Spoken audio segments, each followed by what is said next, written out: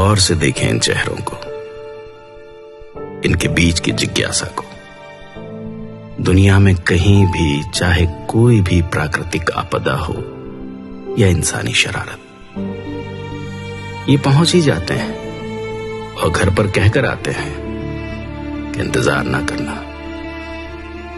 आप चाहे इन पर एतबार करें या ना करें, पर ये करेंगे, आपके लिए लड़ेंगे, आपकी मौत आपसे आगे होकर मरेंगे।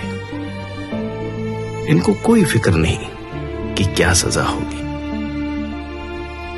क्योंकि ये पता है क्या मानते हैं कि इसमें उसकी रजा होगी। कभी आतंकवादी, कभी बागी, लेकिन करें भी क्या, ये बगावत इनके खून में है। वो खून जिसने मिट्टी में गोलियां बोई थी, वो खून जो जलियांवाले बाग में दिखा था, वो खून जो सिर चढ़ा और 7 समंदर पार किताब में पिस्तौल बनकर पहुंचा, वो खून जिसने फांसी के फंदे को चूम कर गले लगाया, जिसने आरियों के नीचे भी अपने यकीन को नहीं छोड़ा।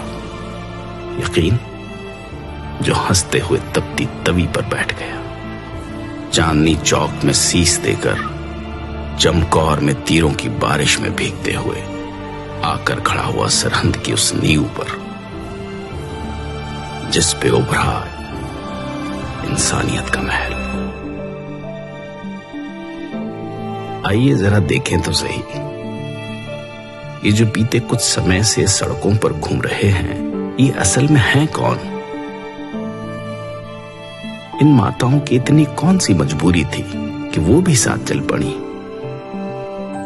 ये मजबूरी इनके जागते जमीर की है, इनकी पवित्र कोख की है, जिनमें से दुनिया के तमाम योद्धाओं ने जन्म लिया। भला ये घर पर कैसे रह सकती थी? इन्हीं में से जन्मे थे आनंदपुर की धरती से सिर मांगने वाले और सिर देने वाले। इन्हीं में से जन्मे वो योद्धा जो पैदा तो अलग अलग गर्भ से हुए, लेकिन आखिर में अपनी सबसे प्यारी मां धरती की कोख में समा गए।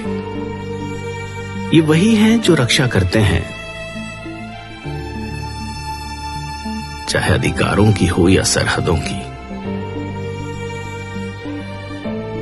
दोनों तरफ एक ही पिता के बेटे हैं,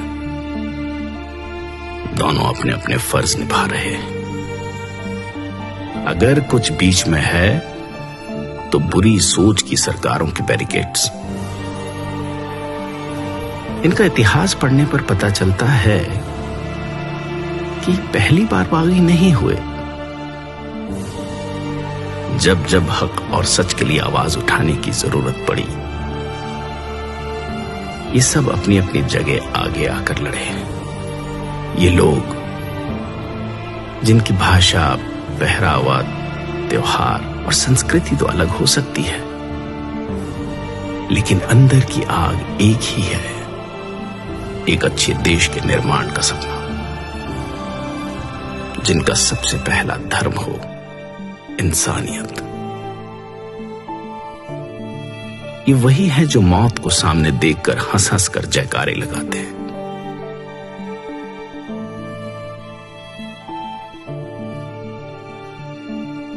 गोरे तो इस देश से चले गए, लेकिन अपनी सोच इन कुर्सियों के आसपास ही कहीं छोड़ गए।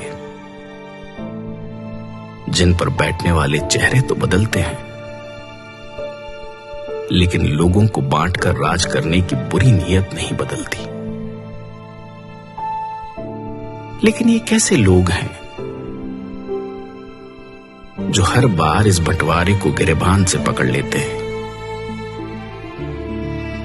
पानी के मसले पर बांटे हुए आज जमीन के मसले पर कंधे से कंधा मिलाकर लड़ रहे हैं।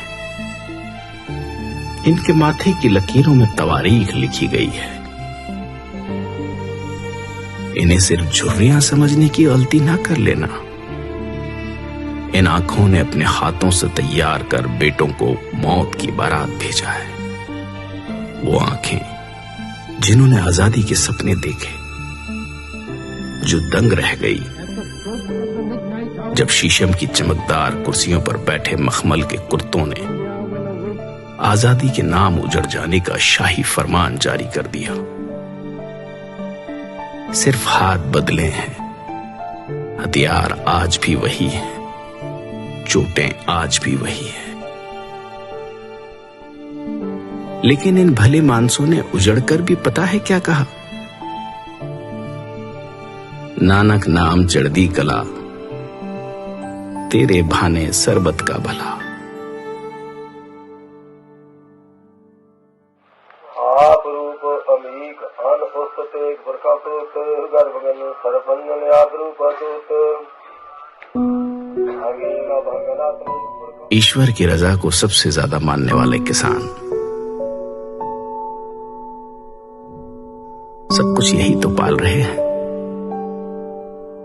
इन फसलों को, तुम्हारी नस्लों को, गरीबी से मर रहे आम इंसान को, भ्रष्टाचार से बड़े हुए पेट को, ईमान को, बेईमान को, इंसान को, शैतान को, बेजुबान को, हिंदू, सिख, ईसाई, मुसलमान को, सबको यही तो पाल रहे हैं। इसीलिए तो इन्हें अन्नदाता कहा जाता है। लेकिन अफसोस, आज जब यह अन्नदाता अपने वजूद के लिए सर्द रातों में घर परिवार छोड़कर सड़कों पर उतरा, तो ऊंची छतों वाले कमरों में हीटर ऑन कर गर्म रजाई में बैठकर लोग इनको आतंकवादी कह रहे हैं। अगर अपनी आजादी, इंसानियत और सबके भले की बात करना आतंकवादी होना है तो माफ कीजिएगा, पर कोशिश करना कि ऐसे आतंकवादी बन सके जो मारते हैं दिलों की नफरत को, ऊंच नीच के फर्क को, गरीब और अमीर के बीच के फासले को। और हां, मरने से याद आया, मौत केवल शरीरों की ही नहीं होती। शीशे के सामने खड़े होकर आंखों में आंखें डालकर देखिएगा, कहीं अंदर कुछ मरा तो नहीं हुआ।